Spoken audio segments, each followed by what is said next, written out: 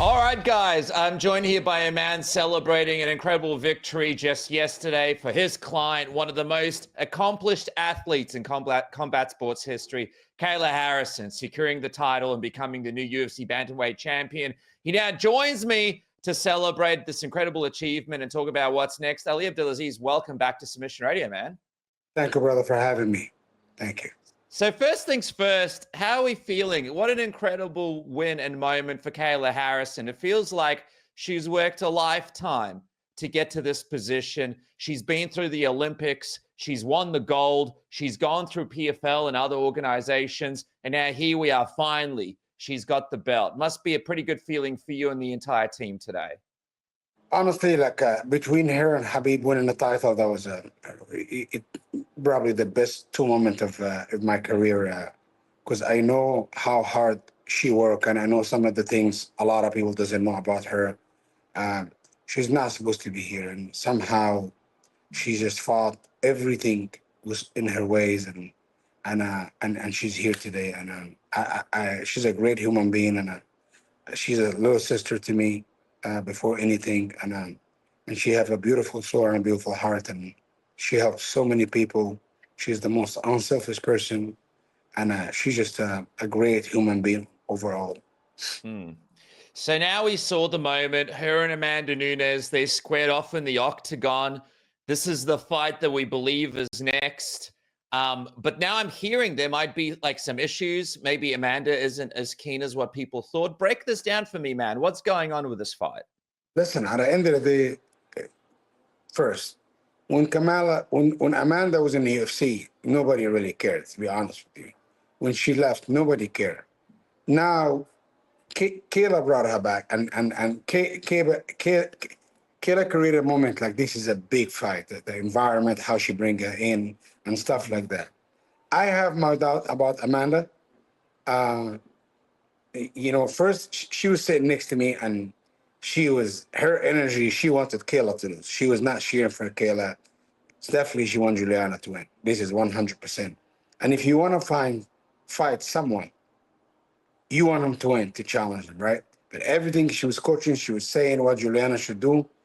She wanted Kayla to lose. I'm just being real. I don't know her, and I don't really care about Amanda. I have no problem with her. I respect her as an athlete. I don't know her as a person. But I feel Amanda's this is why I said this fight should happen at 145, because that's what I'm predicting. She would take the fight at 135. And after that, 3 weeks out or 2 weeks out, said, I can't make the weight. Let's make it at 145. Or she gonna pull out, right? I feel, Amanda, she have what, 5 losses? 5 losses. I think 4 of them by submission.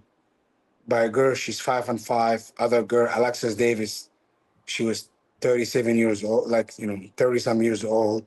Her record is 11-7. She lost to other girl in Invicta, 11-7. She got finished 4 times or 3 times. And I feel Amanda, she got finished by Juliana.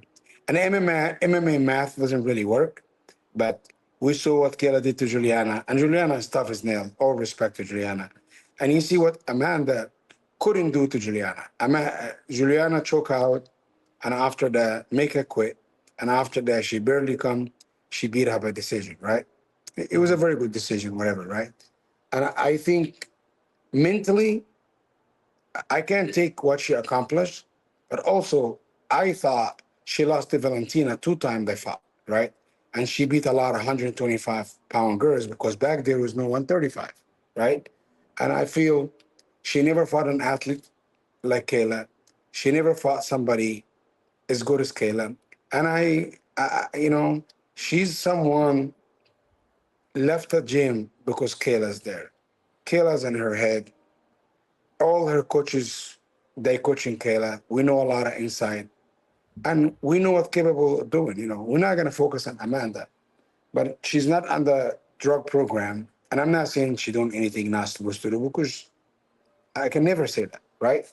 But I'm still, I want this fight to happen. I think it's a huge fight. I want this for Kayla because that's what Kayla wants. But I have my doubts, But Amanda can prove me right, prove me wrong. I believe Kayla stopped her. She when they fought, she's gonna be 38 years old. She haven't been around for a long time. She said she been looking like she's training. I don't think she is. And I just don't think the level Kayla at right now, I don't think Amanda. Kayla's at her peak in her prime. She's been there, you know, she's been active. And it's gonna be, you're gonna have to kill Kayla to take the belt off her waist. This is my opinion. So did something happen in the back? Like, has the UFC asked Amanda about if she's going to take this fight or not? How are the negotiations going on your end? Because obviously this is a fight that everybody thought was already sort of locked in, you know, when Amanda walked into that octagon. Nobody told me it's not going to happen. As far as I know, Amanda wanted, Kayla wanted it. Listen, all respect to Amanda, nobody gives a shit about Amanda. Let's just be reality. When she left, nobody cared. Kayla make her relevant again, because guess what? She have a legacy, and I don't think she have accomplishment. Nobody will ever accomplish what Kayla accomplished in combat sport. It will be impossible to do. Just keep it at that. If Kayla never fought Amanda tomorrow, it will not do anything to her legacy. Her legacy is really, Kayla can retire tomorrow and she have one of the best legacy in the sport, right? But Kayla is such a competitor. She want to bring Amanda, and she want to see, and she gonna smash her face. She wanna come there, and she gonna make it quit, like Juliana Pena make it quit, you know? When do you think this fight could happen? Like, if it was up to you and Kayla, when would you like this fight to happen? It's not my job to book a fight. It's the promoter's hunt. It's Dana White. He's the guy who make Mick Manor, and that's the guy who tell us when is the fight. If they said November, December, January, whenever. But I feel Amanda's gonna try to prolong it. I need more time. I need to cut weight, because I know a lot of things about Amanda. She all the time, she wants to pull out. She pull out at some fight. And I just want to make sure, if we're ready for Amanda, I want to make sure somebody else is going to be ready if Amanda pull out. So you want there to be a backup just in case if Amanda's not able to. Yeah, Mick Manor is very smart. He always have a backup. I don't even have to tell him. Yeah. If it's not Amanda, if she decides not to fight, what would be next for Kayla? Would she just defend her belt against somebody else in the division? Just bring King Kong, can make 135 and Kayla fight anybody. It doesn't matter who. Yeah. It's interesting because in the post-fight speech with Joe Rogan, she said, you know, basically it took the grace of God to make the weight. So obviously it's a lot of dedication and passion from Kayla to make 135. How much longer do you think we'll see her at 135? Do you see her having a few fights, or would you say like maybe Amanda and someone else, and then maybe she'll move up to 145? Is there some kind of plan in place? Kayla will not stop. People have to say, you know what, Kayla's the greatest of all the time. And Kayla's such a competitor.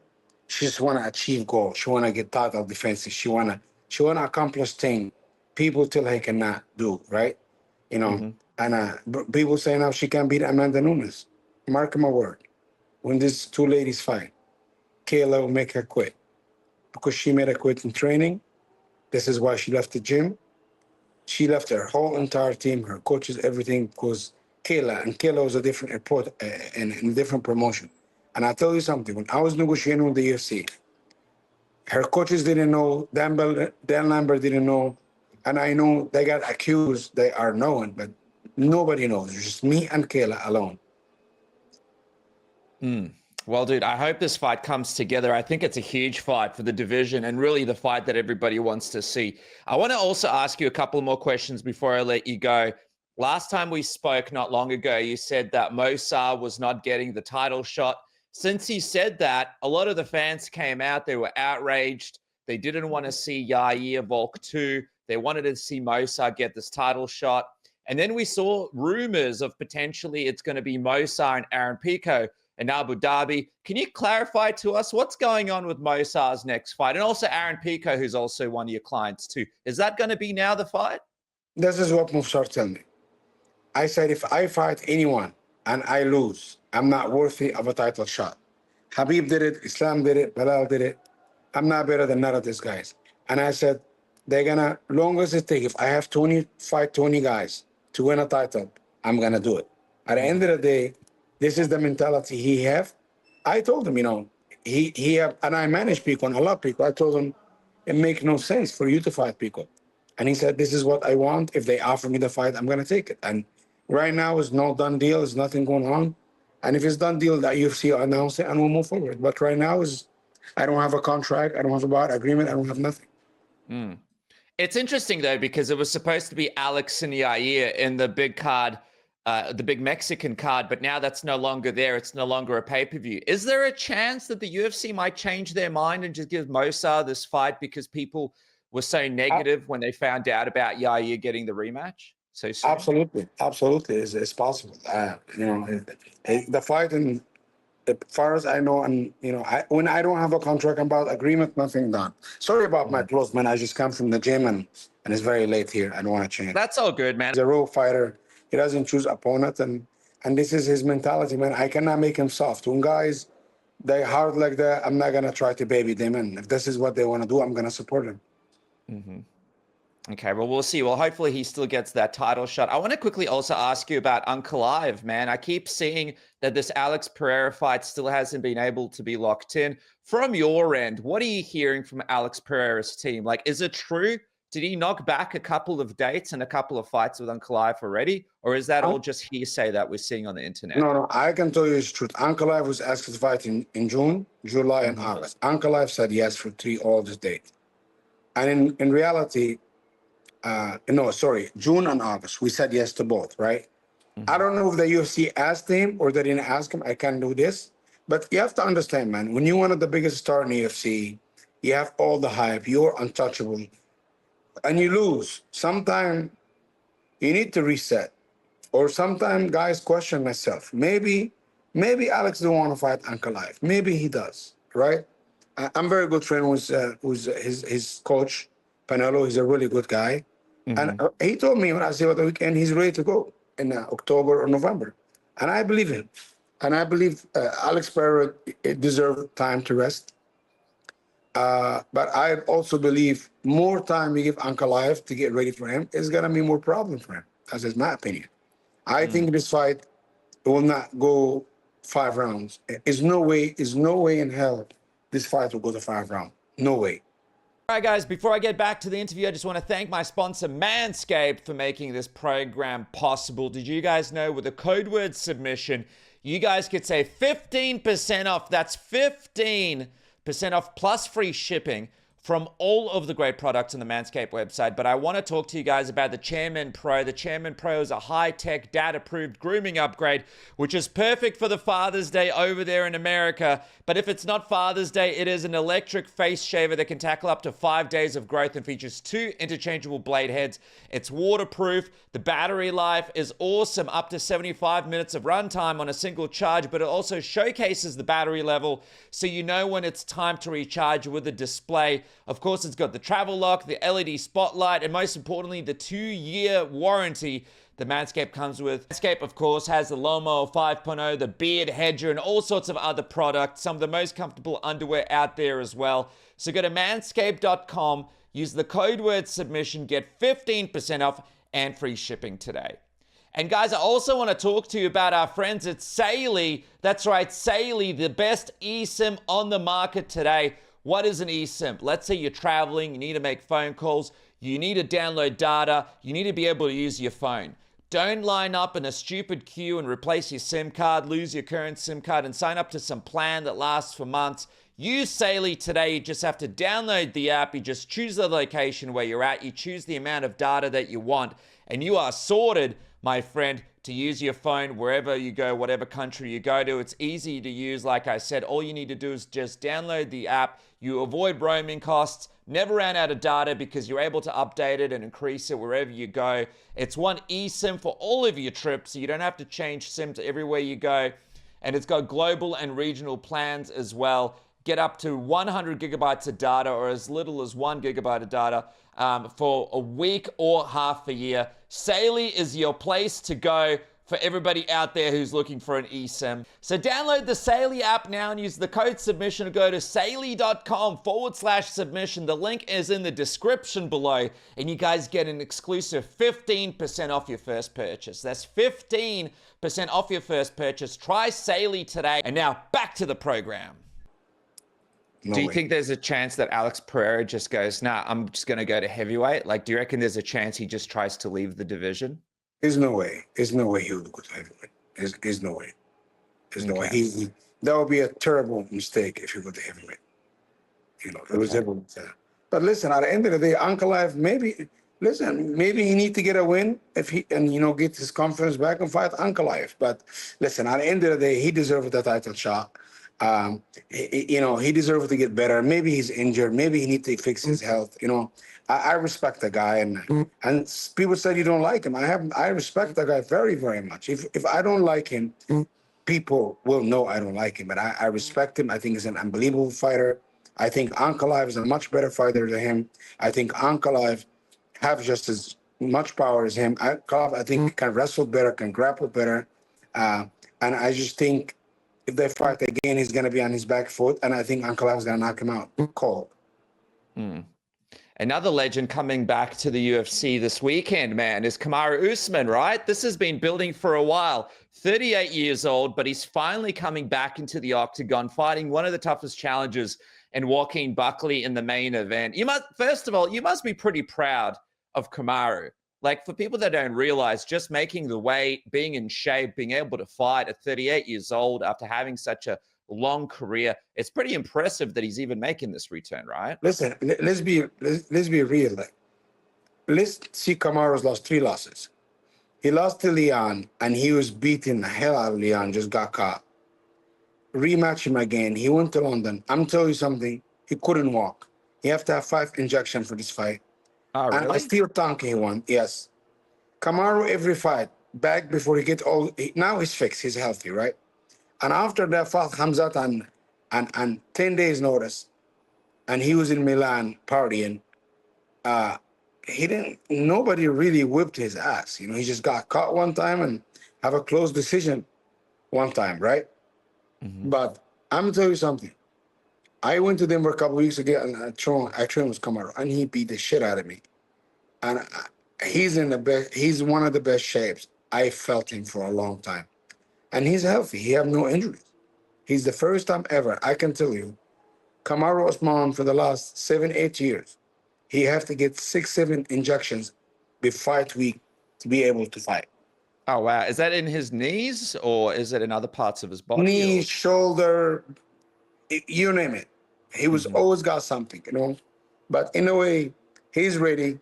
I think Buckley tough, but I think Kamaru's on a different level, honestly. I think they say when they hear the thing said, black don't crack, that's just Kamaru Usman.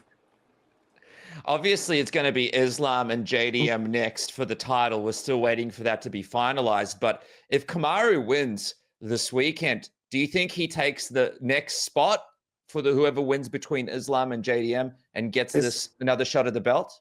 It's possible. Islam he's the biggest name he's the biggest name in the division. Is nobody else.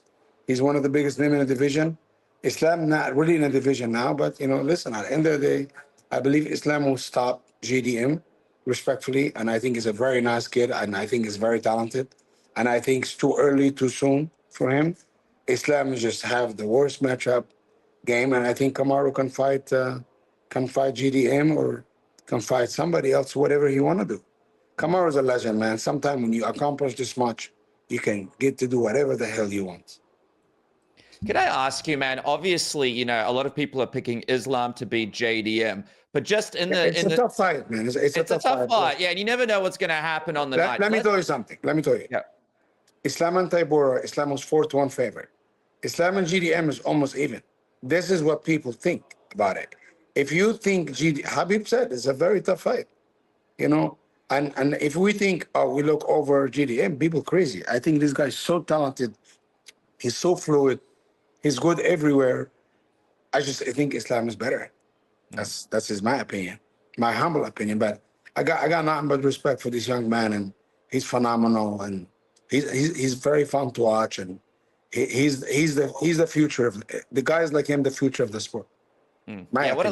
What I love about him is he wants to fight all the toughest guys, and he loves fighting. Let me ask you this: in the case that Islam does happen to lose, which everybody is picking him to win, would he stay at welterweight because he's making the move up, or do you imagine he would come back down to lightweight if in the scenario that he loses? Islam will not lose, inshallah. He will not lose. I never think that. I always think Islam been smashing people for the last 10 years, right? And he's gonna keep smashing people. 2 title defense. Islam will be the greatest fighter of all the time. He will surpass everybody, you know, and nobody can even question it. When do you think we'll have a date for that fight, by the way? Could that be like on the October sort of end of year part of the year, would you say? Whatever, doesn't matter. October, December, November, but it's gonna be this year, 100%. I just talked to Islam. He just called me. He's on his way to the gym. He's training 2 times a day. He's getting ready. I know JDM is getting ready, and you're gonna get 2 high-level athletes competing, and in the next 3-4 months. Love it. Just quickly before I let you go, final one, Justin Gaethje.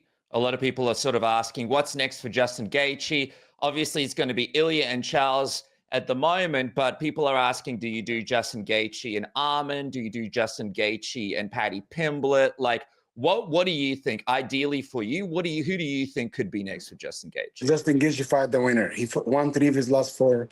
He saved the UFC 2 times. They needed him, and he's there. The guy did so much for the sport. And if anyone said he doesn't deserve it, and he said, I'm not going to fight for the title, I'm just going to hang up my gloves. Really? So if he doesn't get a title shot, that could be it? We might not see Justin Gaethje again? Yeah, Jon is a very principled guy, and I never feel strong about this, and he really told me this yesterday. I was him at the fight. He said, I'm not going to get a title shot. I feel disrespected. I love being a UFC fighter. I love the UFC, but I feel the UFC have to love me back, and he doesn't feel the love right now. But, you know, listen, at the end of the day, I think this guy, they love him. I think they will give him what he wanted. But at the end of the day, like, we have to see what happened first between Charles and Ilya. Okay, finally, sorry, I lied. This is the last one. I just want to get your thoughts because you're the guy that makes all the big fights happen. You're able to get these big fights to come together. Obviously, this guy is not your fighter, but this is the talk of the town this last few months. I just want to get your opinion. What kind of advice would you have for Tom Aspinall right now as he's trying to get this Jon Jones fight? Because he's in this situation like Michael Chandler was, where he's waiting for Conor McGregor, and he's just waiting and waiting and waiting. Obviously, Jon Jones is trying to negotiate the right amount of money for him. But what advice Tom Aspinall about how to handle this weird and kind of wacky situation that he's found himself in? First of all, at the moment, Tom Aspinall is my favorite UFC fighter. And if I was his manager or advisor, whatever, I would have said a long time ago, I don't care about Jon Jones. Keep me busy. Let me keep defending the interim title. And after that, I have a couple defenses. The UFC we made him a champion. And if Jon Jones want to come back, he have to challenge for the title. Now they let Jon Jones hold the chips by Tom holding his feet. Listen, you can buy everything back except time. And I think Tom Aspinall make a huge mistake waiting for Jon Jones, because this time worth so much money and worth so much training. He can get hurt in this time, right? When you don't train, he can get injured, and he can be 1 more year out. And he waited for this man to fight him. He should have fought. He should have fought immediately. I don't think the UFC should ever buy Stipe back to fight Jon Jones. I think it should have been Tom Aspinall, and I think the UFC made a mistake. This is my opinion. Guys, they don't make mistakes. My opinion as a fan, I think should have been Tom versus what's his name, Jon. And if Jon don't want to fight Tom, they can be like, move on. They, you know, this is what it is, and that's it. But listen, brother, Jon Jones is older. His best day is behind him. It's a big risk. And also, maybe the guy want to get paid. I can't blame him for want to get paid, but I think it's up to Tom Aspinall, you know, to fight. He can. The UFC will never tell a fighter, we're not going to give you a fight. He could have fought Cyril Gane. He could have fought other guys, Volkov again. He could have fought so many other guys, but he chose not to fight, and I think it was a mistake. All right, man. Listen, we've got a big legend coming back this weekend in Kamaru Usman. I congratulate you and Kayla on the big win this past weekend. Hopefully this Amanda Nunes fight gets locked in. All the fans out there, I know they're going to be jumping on, trying to get this fight over the line. And I appreciate you, man. Thank you so much for joining me here on Submission Radio. As Good you wrap morning. up, I'll talk to you later, Australia. I'll talk to you guys later.